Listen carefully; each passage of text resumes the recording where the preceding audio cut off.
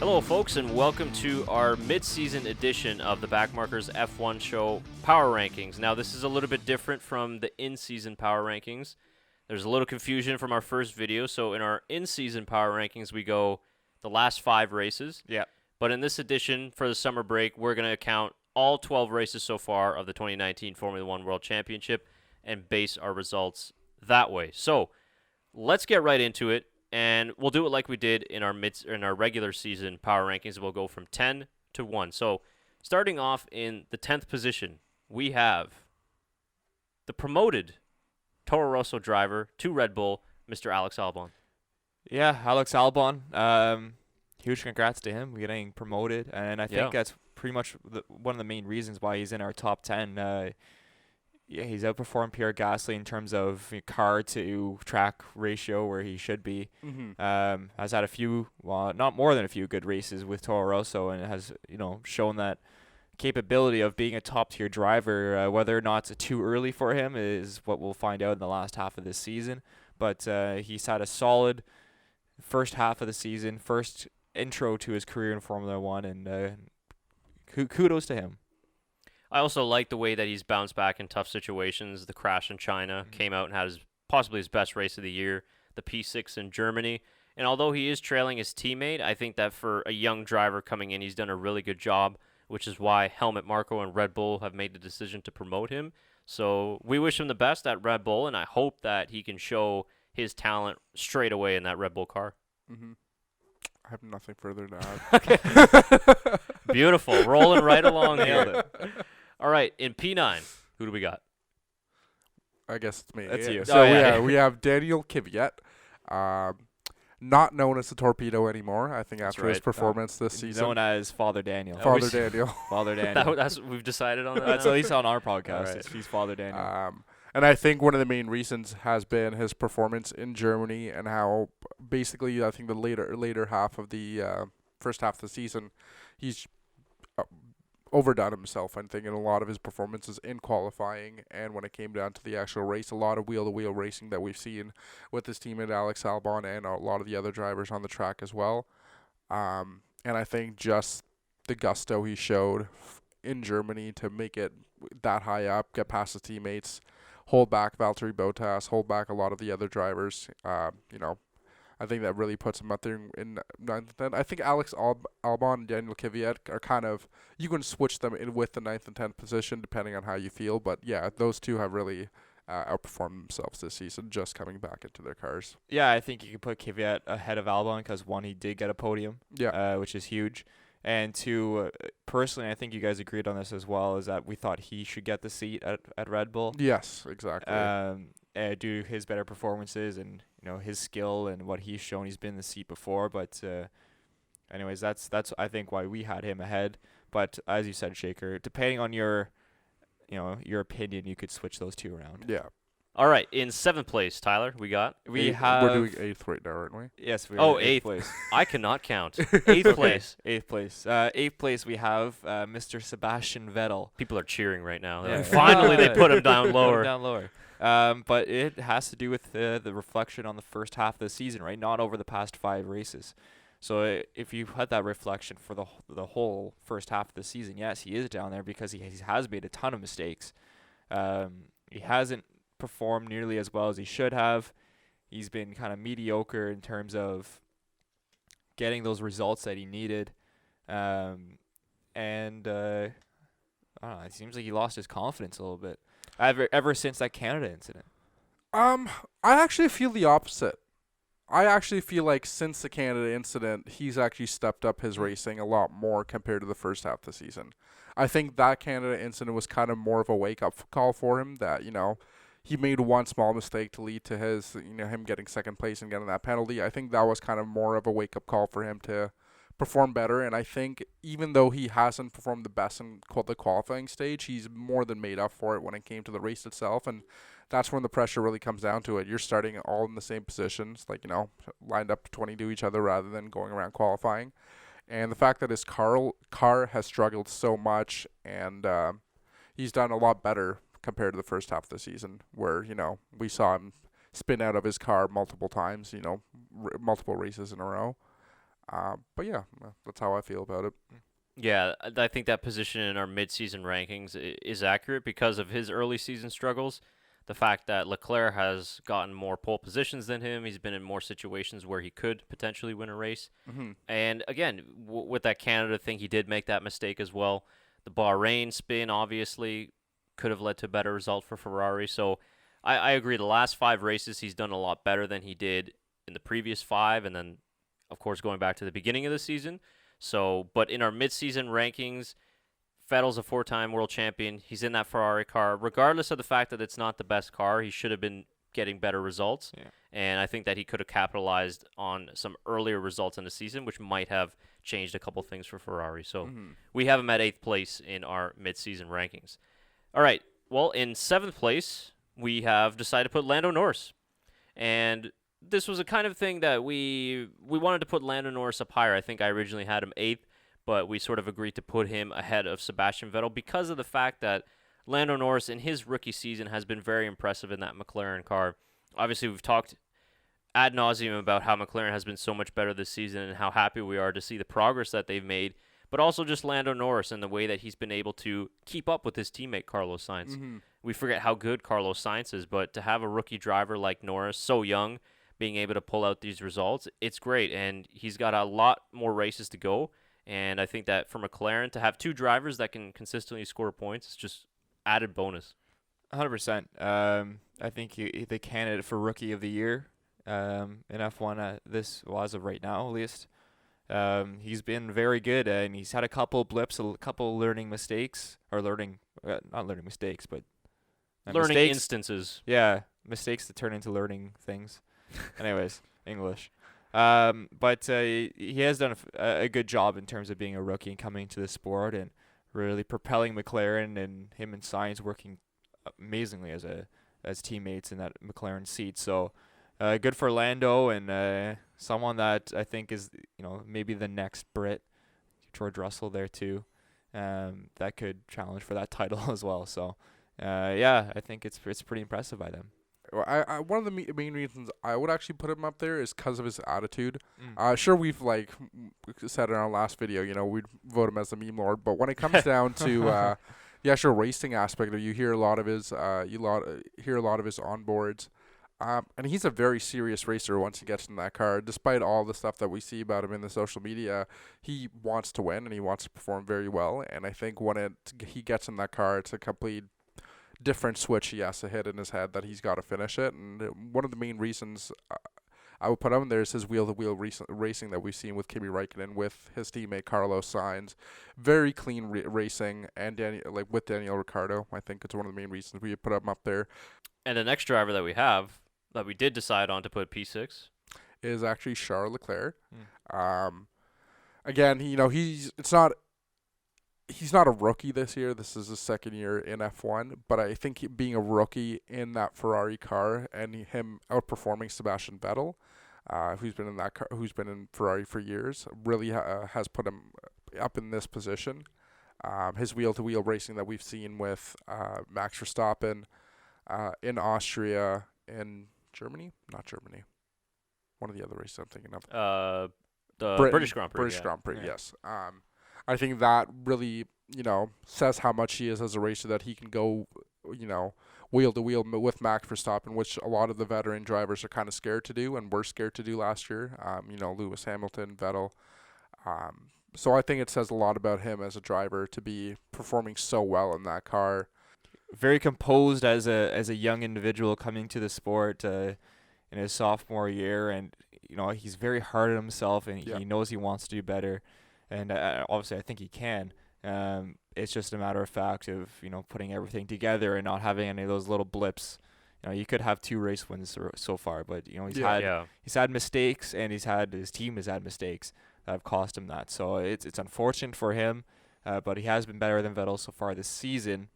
That's saying, is he a better driver than Sebastian Vettel? No, I don't think so. I don't think so either. Yet. I think that's a key word. It is a key word. I think we're going to be seeing Charles Leclerc racing for the next 10 to 15 years, wheel to wheel with Max Verstappen, where, we've seen some of the best from Vettel. And I think the fact that he can step up so well in his first year at Ferrari, does a lot for him. So. All right, so moving into our top five drivers so far in our midseason power rankings, and in fifth place, a personal favorite of ours, and I think everybody out there, we put Alfa Romeo's Kimi Räikkönen. Yeah, Kimi, the Iceman. Interesting how we have a former Ferrari driver ahead of both current Ferrari drivers. The guy who replaced him. Yeah, but the fact is that what he's done with that Alfa Romeo, we see what Giovinazzi is doing, and not discrediting Giovinazzi. He's a good talent, but you just see the leaps and bounds that a former world champion can do in that car, and it's kind of a fact of saying, I still have it, and I can wrestle this car to, consistent points every single race. It seems like I think it's all but 2 or 3 he's been in the points so far this season. I would say he's one of the best drivers to make use of his car. Next to Lewis Hamilton, he knows his car inside out. I think Kimi Räikkönen, when he gets in the car, he can analyze every inch of that car and know he can put it to its full potential. And we've seen that with every manufacturers he's been with. But yeah, he's pulling so much out of this Alfa Romeo that it's very impressive. And he's racing against top 6 teams, holding them back at points. But he's doing the best he can. With what he's got. That's a great point, and they've let Kimi do whatever he wants in that team. I mean, I'm reading things that he's selecting his tire strategy, he's selecting his engine settings.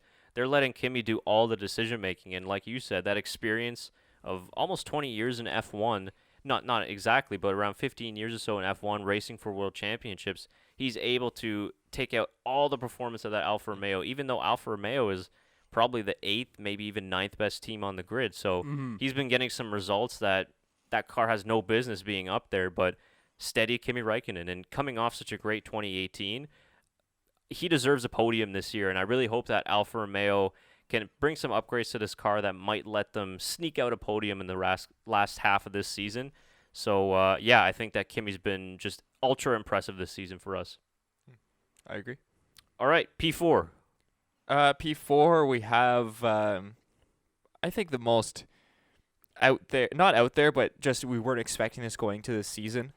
And that's Carlos Sainz of McLaren. He's just been unbelievable in that McLaren car. Constantly, fifth place. He's up there. His qualifying's been fantastic. His racecraft has been fantastic, and just doing wonders with that McLaren. And he's kind of coming out of his shell this year, and it's someone that I'm sure Spanish fans, they want someone to take the torch of Fernando Alonso as a Spanish driver and to bring it to the future. And I think he's the man to do it, and he's been showing it so far this year. And he's been fantastic and one of the top drivers on the grid, I think, so far this year. And way to make Red Bull regret their decision of not I was signing just about him. to say the same thing. I was like, I think that was the best move he could have made, because I think he would have been overshadowed at Red Bull this year if he was racing in that second seat with Max Verstappen. And even with Toro Rosso, I don't think would have done it for him. And that relationship between him and Max was unhealthy as teammates no, too, for right? sure. But I really get the sense that this is Carlos Sainz's team. As good as Lando Norris has been, but this is Sainz's team, and they're listening to him in terms of development. And I think he's done a great job flying that Spanish flag on his own. And I wouldn't say he made us forget about Fernando Alonso, but here's Carlos Sainz again, pulling out these really good results. And that McLaren car has been the best of the rest so far. And we forget how good he was because of that difficult year at Renault. And again, Max Verstappen was always the big talent, but this guy's very talented as well. So McLaren makes that little more of a progression. He'll be on podiums regularly. I think that's for sure. So I would go on to say that he's been one of the best defenders this season. Position-wise, I don't think I can name anybody else that's. I mean, again, Lewis Hamilton is always in contention for best performance of this year, but take away Lewis Hamilton, I would say he's been one of the best defenders all season. I can't think of anybody else. And he makes up a lot of positions on race starts as well. His racecraft is very, very good. So, Carlos Sainz for us, mighty, mighty impressive. All right, our top 3. In third place, we got Mr. Valtteri Bottas. And this one, I think, even though Valtteri's kind of faded away in the championship battle in the last 7 to 8 races, I still think that he's had a really good year. It's definitely by far his best year at Mercedes.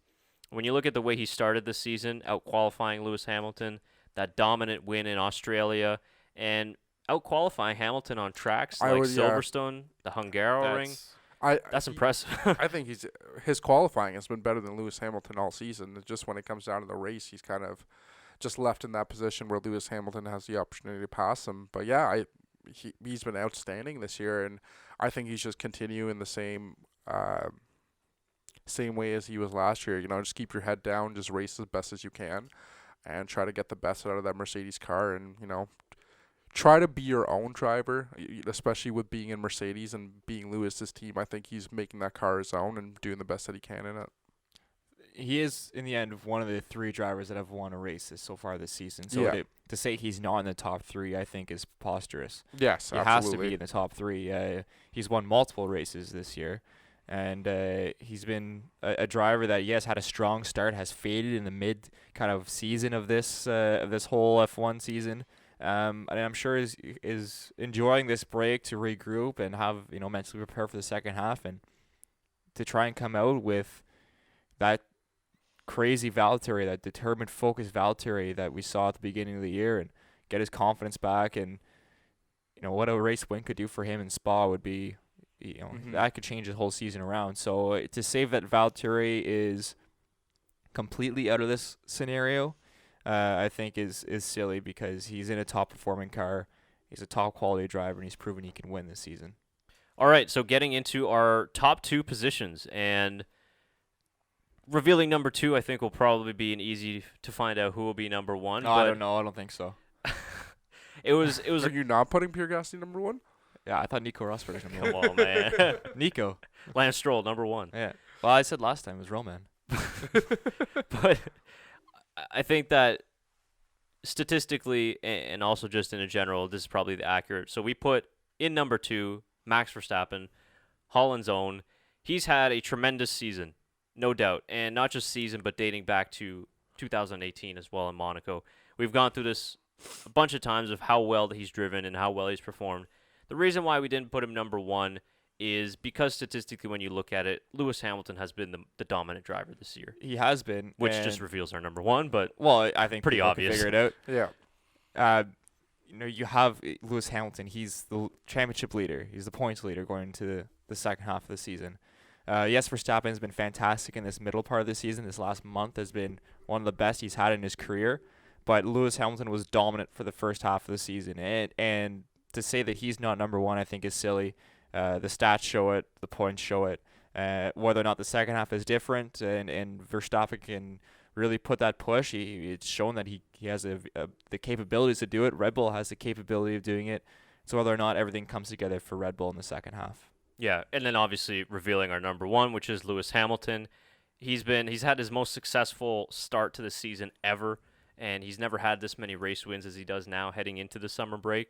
And I think what's probably concerning for the rest of the drivers is that I don't even think Hamilton's been at his very best this season. I think that he's got so much more to go, and he can actually drive a lot better than he has, but he's just been in control of the championship since probably race number 4, number 5, outperforming his teammate and outperforming everybody else on the grid. Yes, Mercedes have had the best package, but again, Hamilton has delivered those good race victories even when he started 2nd or 3rd on the grid. And once again, he's on par for another world championship. And yeah, that's why he's number 1 for us. As great as Max has had a season in the last month or so, but cumulative for the whole season, it definitely has to be Lewis Hamilton as number 1. I think that's why you see Max as our number 1 in our round 12 power Correct. rankings, but Lewis is number 1 in our mid-season power rankings. Yep. All right, so that will do it for our mid-season power rankings. Let us know whether you agree or disagree. I think a lot of opinions on our power rankings, which is great. That's what we want. Yeah, it definitely is something to debate about and to talk about. Submit your own list in the comments below if you have something different than us. If you like our list, give us a good shout, give us a thumbs up. But yeah, we'd love to hear from you. Thank you. Good? That's good. All right. There you We'll be back then for the power rankings after the race in Belgium. But until then, enjoy the rest of your summer break.